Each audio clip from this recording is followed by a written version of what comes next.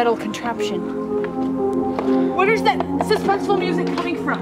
We have to make haste. Okay, shut up. We'll go get medicine, okay? How does this work?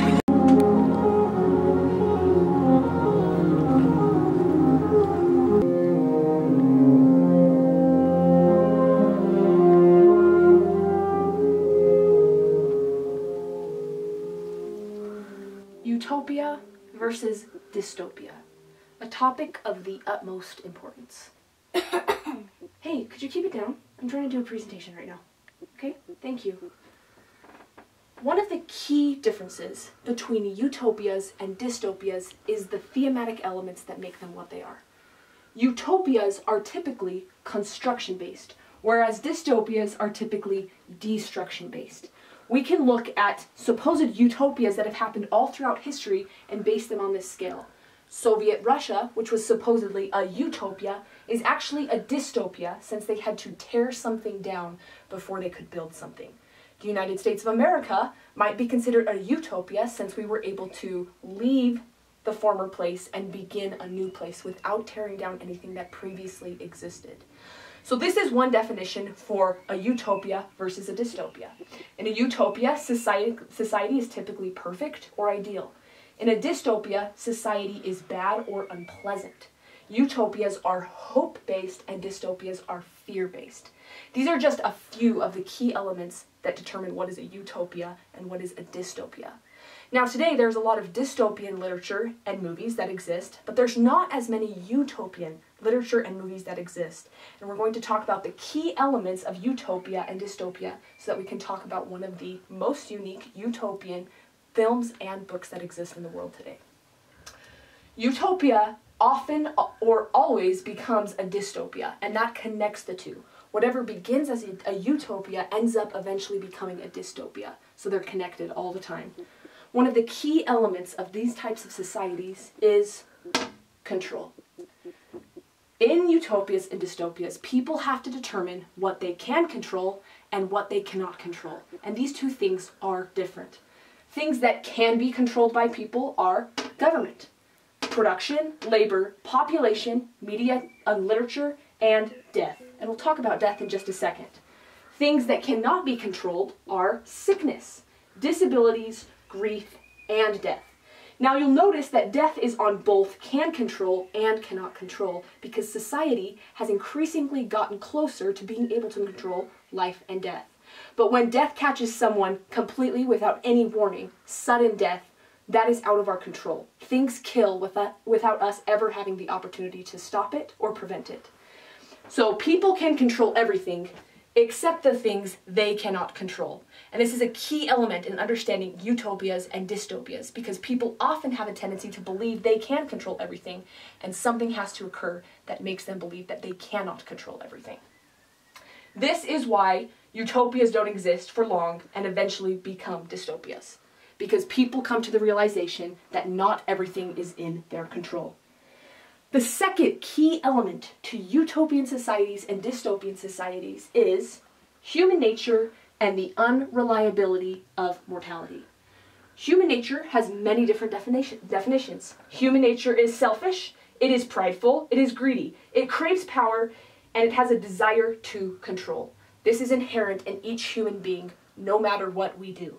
Human nature can also be the exact opposite though. It can be kind, it can be charitable, it can be humble, and it can be selfless. But these aspects of human nature are a lot more difficult to produce than these original bad elements. With these two sides of human nature, this obviously plays a role in societies, depending on which side of human nature is going to take charge. And often it will be the selfish side.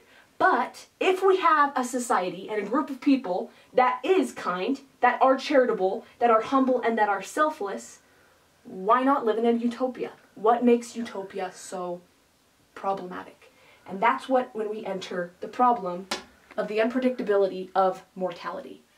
Mortality is sudden sickness or death, suffering, disability, sadness, pain, and the mortal body. Mortality is what we experience every day by simply being human. Everything that happens in mortality oftentimes is unreliable and unpredictable. We cannot predict what things will happen in mortality simply because they just happen as a result of us living in mortal bodies. So even if everyone in a utopia was happy and working together, human mortality is something people cannot control. Therefore, if people are kind, charitable, humble, and selfless, there are still things that they cannot control that will prevent them from living in a utopia. So, as a light review, utopia is focused on construction, dystopia is focused on destruction. If someone builds a utopia and they live in a happy, great society and they are all kind, charitable, humble, and selfless, eventually this dark side of human nature and the unpredictability of mortality will turn their utopia into a dystopia.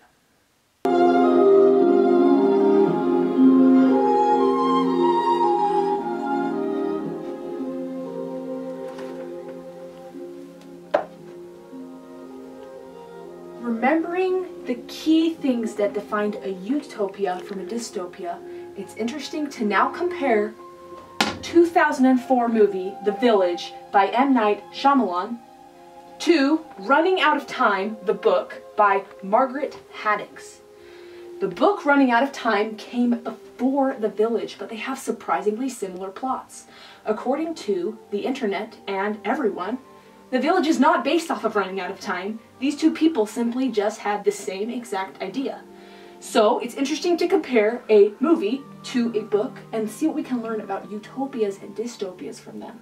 Now, according to our earlier definitions of a utopia and a dystopia, and my personal opinion, I think that The Village and Running Out of Time are both utopian-themed book and movie. And now that's really unique because we live in a dystopian-themed book and movie world. But these are both interesting, and it's because each one takes place in an old-fashioned village in which they wear clothes similar to my own. The Village takes place in an 1800s village called Covington, Pennsylvania. It is surrounded by woods, and it is a small village. Running Out of Time takes place in 1840 in a small village called Clifton, Indiana. Now, what's interesting about both the movie and the book is that they're not really living in the 1800s at all. In The Village, it is in fact sometime in the 2000s, and in Running Out of Time, it is in fact the year 1996. Now, this is a key element of what makes these two things utopian. They have left the world, the reality in which they are supposed to be living, and they have found a new place to create a false reality in the 1800s. They left so that they could construct something new, a utopia, instead of tearing down something that previously existed before. The similarities continue between the movie and the book. In The Village, the main character's name is Ivy, a 20-something-year-old girl who is blind. In Running Out of Time, the main character is a teen named Jessie, who is not blind. She is a normal person, and all of her faculties are working properly. In The Village, the big problem and climax of the movie is infection. And in Running Out of Time, it is the disease diphtheria. Those are some very similar parts of both the movie and the book. But what caused the people in both the movie and the book to leave the 2000s and 1996 and to live in the 1800s? These are what I call utopian reasons. And they're similar, but a little bit different. In The Village, some of the reasons given for reasons to leave the 2000s to go live in the 1800s was that money turns men to wickedness, rape, murder, drug addiction, car accidents, suicide, and to protect innocence. Now, the people in the village, the people who are called the elders, are responsible for creating this village, and all of them have experienced extreme grief and sorrow and the loss of a loved one. A quote from The Village, from one of the elders, says, "There is no one in this village who has not lost someone irreplaceable, felt loss so deeply they questioned the very merit of living at all." Now, with that kind of drive, these people left and created a fake 1800s village in the middle of Covington Woods. Now, let's go to Running Out of Time. The reasons given in Running Out of Time for living in a false reality are, number one, that America was becoming a sinful nation. Two, that it would be easier to practice religion in the 1800s than in the modern day. 3, that people were running away from their personal issues that they were dealing with. And 4, environmentalists felt that we were being gluttonous in our society and that we could learn to live with less by living in the 1800s. Now, these are very similar, but this one is specifically grief-focused and this one is more national-focused. In both the movie and the book, they are escaping reality in favor of an ideal, which is at the very heart of creating utopias and eventually dystopias. And what's interesting in both The Village and Running Out of Time, for the most part, life is good and the people are happy. They function like any 1800s village you could imagine. They have festivals, they eat, they get married, there's a blacksmith, there's a doctor, there's a school teacher, people are happy and life is good. But there are key elements to their society that start to have very weird and possibly dystopian effects, starting with Running Out of Time. Specifically, shut up and okay are swear words. In the book it is written that they are even worse than saying God's name in vain. They're not allowed to say these 2 words. Medicine is not working. You go to the doctor and he prescribes you medicine that clearly does not help sickness, and everybody seems to know this. And here's a very key element: they can't leave. A very dystopian and utopian element is that you have the choice to enter an agreement or a society, but you don't have the choice to leave. And we see that in Running Out of Time. You, for whatever reason, cannot leave the village. And we learn that cameras are hidden in the trees and are watching the people, which is a very dystopian element. In The Village, we have those we do not speak of, which are giant, claw-bearing monsters who come and prey upon the villagers and live in the woods that exist outside of the village. And these monsters are specifically there to keep the people in. It is a fear-based society. You also have the bad color, which is the color red, which bears remarkable symbolism to the color of blood, which the elders seem to be trying to escape. The bad color cannot be seen or worn by anyone, and if you see it, even in natural form like flowers or berries, you have to cover it immediately, or else you will attract those we do not speak of. We see the similar element that they cannot leave. For whatever reason, nobody is allowed to leave the village. And this is a very important one that is specifically in The Village. Lucius is the victim of crime. Who's Lucius? Going back to our main female heroine, Ivy, Lucius is her lover boyfriend that she becomes engaged to. And as soon as they become engaged, Noah, Ivy's friend, who has a lot of mental disabilities, he's essentially a 3-year-old living in a 25-year-old's body, is so overcome with jealousy that he stabs Lucius multiple times. And this is the climax of The Village that brings the dystopian and utopian elements to a head. These people, in escaping rape, murder, drug addiction, car accident, suicide, to protect innocence, and money turning people to wickedness, could not control it in the end. They could not control crime, and it wasn't because of the bad elements of human nature, it was because of the problems of mortality. Noah was born with something that he could not control and that they could not fix. And in the end, it became a crime. Lucius was the victim of crime. The very thing that they tried to escape from followed them into their society. Very interesting. In Running Out of Time, we have a different climax. After all of these things, Jesse has to leave Clifton, Indiana, for the real world, also known as the town, but what we know as the big, humongous city, because there's an epidemic of diphtheria that breaks out in her town. And it is eventually discovered that the diphtheria has been planted by evil men in positions of power to produce a perfect race that can withstand diseases of any kind. So the climaxes of both stories are different, but in the end of this utopian storyline, in The Village, we see that you cannot escape grief, sorrow, crime, murder, human nature, and the natural man. It is impossible. It will follow you wherever you go. And in Running Out of Time, we see that you cannot escape natural things that happen, such as sickness, and the evil desires of men who prey upon individuals who are ignorant. Now, there's a very profound line from a common book called The Dispossessed, which is a dystopian novel by Ursula Le Guin, and she writes, "We can't prevent suffering, This pain and that pain, yes, but not pain. A society can only relieve social suffering, unnecessary suffering. The rest remains, the root, the reality. All of us here are going to know grief. No matter how hard we try, we cannot escape the foundation and the root of mortality, which is that we will experience pain and we will suffer. We see here at the bottom the film versus the book. And this is important in our society today since so many movies are being based off of dystopian books. Some things that we learn specifically from the film that cannot be learned from the book is that Ivy, as we said originally, is blind. The audience can see the two worlds, she cannot. We are able to see the contrast between the modern day and the 1800s village she lives in, but she does not see the contrast. We are able to see the stark difference between the two worlds and what opportunities and disadvantages they each provide.